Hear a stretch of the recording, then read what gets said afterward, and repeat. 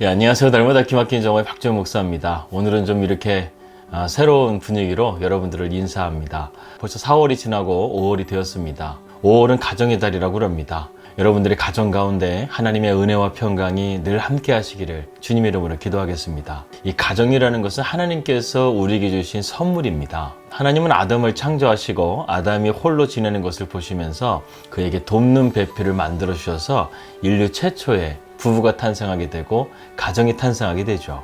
그래서 우리가 결혼할 때 믿는 사람들은 목사님을 모시고 하나님 앞에서 서약을 하는 것이죠. 우리가 정말 결혼식에서 서약한 대로 그렇게 잘 살아가면 별 문제가 없을 텐데 문제는 그렇지 못하기 때문에 오늘날 많은 가정이 무너지고 힘들어하는 것을 보게 됩니다. 그런데 오늘 고린도전서 7장의 후반부를 살펴보려고 하는데요. 고린도전서 7장의 후반부는 이 결혼하지 않는 자들에 대한 권고의 말씀을 나눠주고 있습니다. 우리가 고린도전서의 말씀을 읽으면서 놓치지 말아야 될 부분이 있는데 그것은 고린도 교회에 나오는 이러한 분파주의, 그리고 법정 소송의 문제, 음행의 문제, 결혼의 문제, 은사의 문제 등 이 다양한 문제들이 고린도 교회에 있었다는 사실입니다. 그래서 고린도 교회 성도들이 이 문제를 해결하기 위해서 바울에게 편지를 써서 이러한 문제들에 대해서 말씀을 듣기를 원했는데 바울은 이것에 대한 질문에 대한 답변으로 고린도 전서를 지금 쓰고 있는 것입니다. 또한 우리가 고린도전서 말씀을 읽으면서 조심해야 될 것이 있습니다. 그것은 무엇이냐면 이 말씀을요 문자적으로 그대로 해석하게 되면 또한 문제가 된다는 것이죠. 우리는 하나님의 말씀에 대한 의미를 잘 깨닫고 성령의 조명하심을 통해서 하나님께서 우리에게 주시는 말씀으로 잘 해석하고 그것을 깨달을 수 있어야 되겠습니다. 아무튼 지난 시간에 이어서 고린도전서 7장의 말씀을 오늘 좀 끝내보려고 합니다. 오늘은 미혼하지 않는 자들이 결혼에 대해서 어떤 자세를 가져야 되는가, 이것을 한번 고린도 교회의 입장을 생각해 보면서 함께 생각해 보려고 합니다. 고린도 교회에 이런 이성적인 문제가 있었다는 것은 그 교회에 많은 젊은이들과 과부들이 있었던 것 같습니다. 그래서 결혼에 대한 많은 질문들을 바울에게 물어본 것 같은데요. 그래서 바울은요, 이 7장이라는 말씀을 다 할애하면서 여러 가지 상황 속에서 이런 이성의 문제, 결혼의 문제, 재혼의 문제, 이혼의 문제, 이런 여러 가지 문제들을 성경적인 입장에서 설명해 주고 있습니다. 어쩌면 오늘 고린도전서의 말씀을 보게 되면 오늘날 우리가 살아가는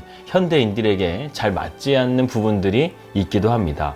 하지만 당시에는 이러한 문제들이 있었고 교회는 무엇보다 가정을 중요하게 생각하고 있기 때문에 하나님 안에서 합당하게 어떤 가정을 세워가야 되는가, 또 그리고 어떻게 살아가야 되는가, 이 문제를 다루고 있는 것입니다. 여러분, 결혼이라는 것은 어떻습니까? 참 대단한 것 같습니다. 서로 다른 인생을 살았던 두 남녀가 만나서 연애를 하고 사랑을 해서 평생을 한 여자에게 헌신하고 한 남편에게 헌신하는 서약을 하는 것인데요. 어떻게 보면 참 무모한 것 같기도 합니다. 사랑하는 사람을 위해서 자신을 헌신하고 섬기는 자리로 나아가는 것인데 그것이 참 쉬운 일이 아니라는 것이죠. 그렇기 때문에 결혼이라는 것은 참 고귀한 자리다, 이런 생각을 하게 됩니다. 하지만 고린도 교회는요, 결혼의 문제만 있었던 것이 아니라 이혼의 문제도 있었습니다. 왜 가정이 깨어지고 그토록 사랑하는데 헤어지게 되는 것일까요? 그리고 신앙인으로서 이 문제를 어떻게 풀어가야 할까요? 구약에 보게 되면 이혼에 대한 내용이 상당히 엄격하고 좀 폐쇄적인 것을 보게 되는데 이 신약에 오게 되면 바울이 말하고 있는 이혼에 대해서는 조금은 좀 더 넓게 보고 있는 것 같습니다. 그렇다고 해서 초대교회가 이혼을 좋게 본 것은 절대 아니죠. 피치 못한 사정이나 배우자의 부도덕한 행위, 그리고 기독교에 임한 심각한 박해와 핍박 속에서 결혼이나 이혼, 독신 등을 다루고 있는 것입니다. 그래서 고린도서는 목회 서신으로 분류되고 있죠. 그런데 고린도전서에 대한 책을 이렇게 찾아보게 되면요, 그렇게 많지가 않아요. 왜냐하면 교회 안의 문제점들에 대해서 밝히 드러낸 책이기 때문에 그렇습니다. 그런데 성경은요, 우리가 과감없이 봐야 됩니다. 교회 안에도요, 사람 사는 곳이에요. 문제가 없을 수가 없다는 것입니다. 이성 간의 문제, 이혼의 문제, 결혼의 문제, 또한 상호 서로 간의 의견이 맞지 않아서 법정 소송의 문제, 이런 여러 가지 문제들이 교회 안에 오늘날 얼마나 많이 있는지 모르겠습니다. 그것을 감춘다고 되는 것이 아니라 이것을 바르게 해결하고 이것을 그리스도의 정신을 가지고 바르게 해결하는 것이 더 중요하다는 사실입니다.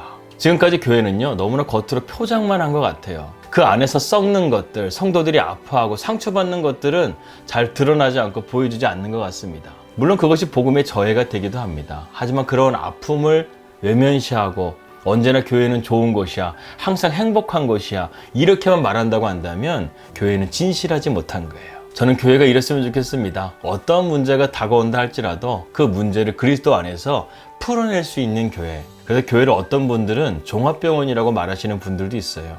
교회는 건강한 사람들이 오는 것이 아니라 아픈 사람들이 와서 그것을 치유받고 건강한 사람으로 열매 맺는 삶으로 되어지는 것이 바로 교회가 되는 것입니다. 그런데 오늘 고린도전서 7장 25절부터 40절의 말씀에 대한 시대적인 상황을 보게 되면 이 바울이 어떻게 보게 되면 독신을 상당히 옹호하고 독신을 살아라 이렇게 권면하고 있는 것 같은데 그런 것이 아니라는 것을 보게 됩니다. 특별히 25절부터 40절까지는 미혼 남녀에 대한 이야기들을 다루고 있는데요. 이 말씀에 대한 문맥을 정확하게 이해하려면 그 시대적인 상황을 우리가 볼 수 있어야 됩니다.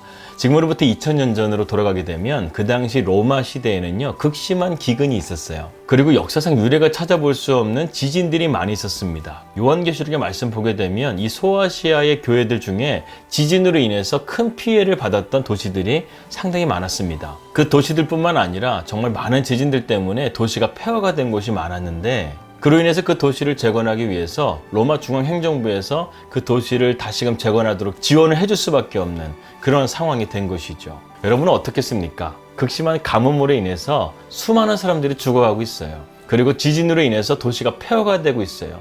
정말 세상이 멸망할 징조 아니겠습니까? 그리고 바울이 지금 고린도전서를 쓴 이후 15년 후에 로마의 장군 타이터스에 의해서 예루살렘이 멸망하게 되는데 정말로 그 환란은요 이스라엘 백성들에게 세상의 끝과 같은 종말과 같은 환란이었을 것입니다.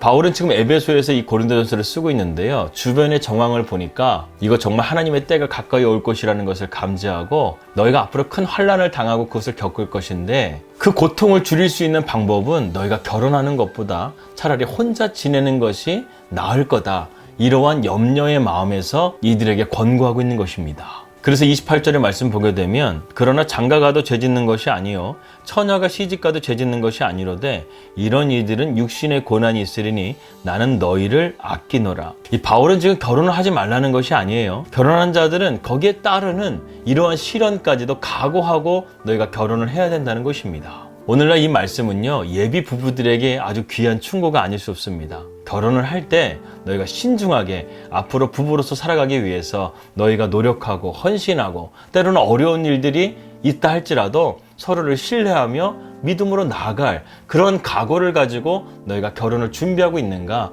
이러한 질문을 우리에게 던져주고 있는 것이죠. 사실 저도 이렇게 말씀드리지만 저도 결혼할 때는요 이 결혼 생활이 참 만만치 않다라는 것을 너무 우습게 생각을 했어요. 그러다 결혼 10년 차가 되어가니까 이제 좀 결혼이라는 것이 이런 것이구나, 누군가에게 좀 이렇게 말을 할 수 있겠구나 하는 생각이 들게 되었습니다. 그런데 아직도 멀었죠.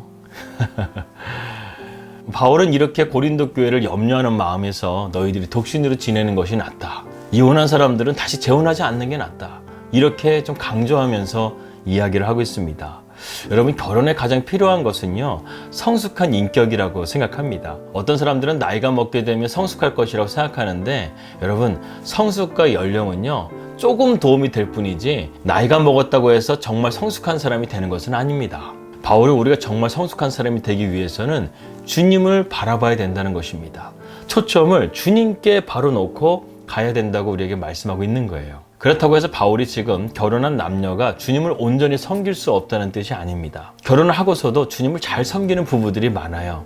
그러나 바울이 염려하는 것은 하나님을 섬기고 가정을 잘 돌보는 것에는 그만큼 희생과 노력이 따라야 되는데 여기에 환난까지 덮치게 되면 그러한 것이 어려울 수 있다는 것을 염려하면서 지금 말하고 있는 것입니다. 감리교를 창시한 요한 웨슬레도 너무나 많은 외부 행세 때문에 결국에는 그의 아내가 웨슬레를 떠나게 됩니다. 그리고 위대한 부흥수였던 조지 휘필드도 아내를 집에 홀로 외로이 지내게 하는 경우가 많았다는 것입니다. 영국의 한 어떤 유명한 목회자가요 자신의 발언 때문에 좀 어려운 입장에 처하게 됐어요. 연일 언론에서는 그 목사님을 비판하는 글들이 올라오고 또 그렇게 말을 하기도 했습니다. 그런데 그분이 마치 바위처럼 전혀 요동하지 않고 심지어는 여유까지 있는 거예요. 아니 많이 그렇게 힘드실 텐데 어쩜 그렇게 평정심을 유지하고 있습니까? 이렇게 말을 하니까요 세상에 나를 아무리 맹비난을 퍼부어도 나는 우리 가정에서만큼은 행복하기 때문이네 이렇게 대답했다고 합니다. 여러분 가정은 이처럼 중요한 거예요. 가정 안에서 위로가 있고요 가정 안에서 소망이 있습니다. 그래서 예전에 저희 신학교 동기인 친구가 지금은 이제 대전에서 목회하고 있는데 그 친구가 저한테 이렇게 얘기를 했습니다. 목회자가 성도들에게 존경받는 것은 참 쉽다. 그런데 그거보다 어려운 것이 무엇인지 아냐? 모른다 이러니까 목회자가 목회자에게 존경받는 것은 목회자가 성도에게 존경받는 것보다 더 어렵다는 거예요. 그런데 그것보다 더 어려운 것이 있다. 그래서 제가 물었죠. 그것이 뭔데? 그것은 목회자가 자기 가족에게 존경받는 것이다. 참 뼈가 되고 살이 되는 말씀이 아닌가 생각이 듭니다. 오늘날에 보게 되면 목회자들이요 정말 바빠요. 그래서 성도들에게는 천사지만 집에 오게 되면 호랑이가 되는 그런 목회자들이 많아요. 그래서 어떤 아이는 자기 아버지가 목사님인 게 너무 싫다는 거예요. 자기도 평신도의 아이로 태어나서 목사님에게 그렇게 따뜻한 웃음을 받고 싶다고 그렇게 얘기하는 것을 들었을 때 참 마음이 좀 찔림이 되었습니다. 그래서 저는 저희 딸 윤설이에게 많이 웃어주려고 그래요. 그리고 많이 칭찬해주고 격려해주고 그래서 아빠와 딸의 좋은 관계를 지금 맺어가려고 하고 있습니다. 이 고린도 교회가 있었던 초대교회는 이러한 기근과 또 지진과 여러 가지 상황 가운데서 어려움이 많았습니다. 그런 가운데서 바울이 염려하는 마음 가운데서 너희가 결혼하는 것이 정말 잘 생각해 봐라. 앞으로 이런 고난이 오게 되면 결혼하면 너희가 더 힘들고 어려워질 것이다. 그렇기 때문에 너희의 고통과 너희의 아픔을 좀 덜어주기 위해서 결혼하는 것보다 너희가 독신으로 사는 것이 좋을 것이다. 이렇게 말하고 있는 것입니다. 사실 저는 워낙 숫기가 없어서 제대로 된 연애도 좀 못 해봤어요.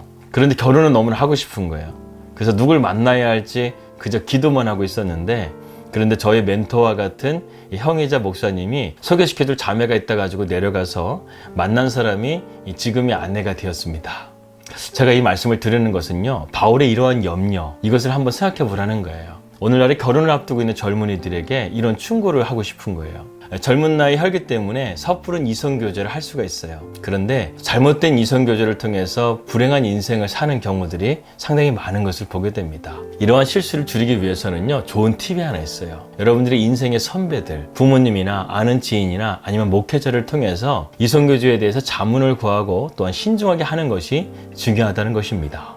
결혼이라는 것은요 영속적인 것이 되어야 하며 또한 평생 동안 서로에 대한 책임이 수반되는 것입니다. 그것이 바로 결혼에 대한 하나님의 뜻이에요. 그리스도인들에게 서로를 시험하는 결혼은 있을 수가 없는 거예요. 그리고 살다가 아니면 말지 하는 이러한 태도도 그리스도인의 모습이 아닙니다. 따라서 결혼이라는 것은 외모나 돈, 낭만적인 감정, 사회적인 지위 등보다 더 건실하고 건전한 가치관 위에서 이루어져야 합니다. 다시 말해서 그리스도인들의 책임, 성품 및 성숙함 등이 결혼에 있어서 보다 우선적인 요인이 되어야 한다는 것이죠. 또 피차 성장하고자 배우고자 하는 의욕, 서로의 잘못을 용서하고 잊어버리며 서로 섬기고자 하는 자세도 반드시 갖춰야 합니다. 그래서 바울이 고린도전서 13장에서 말씀하는 이 사랑이요 정말 두 사람을 서로 단단하게 결속하는데 아주 중요한 말씀입니다. 그렇기 때문에 우리는 결혼에 대해서 경솔하지 말고 상당히 신중하게 그것을 잘 선택해야 되겠습니다.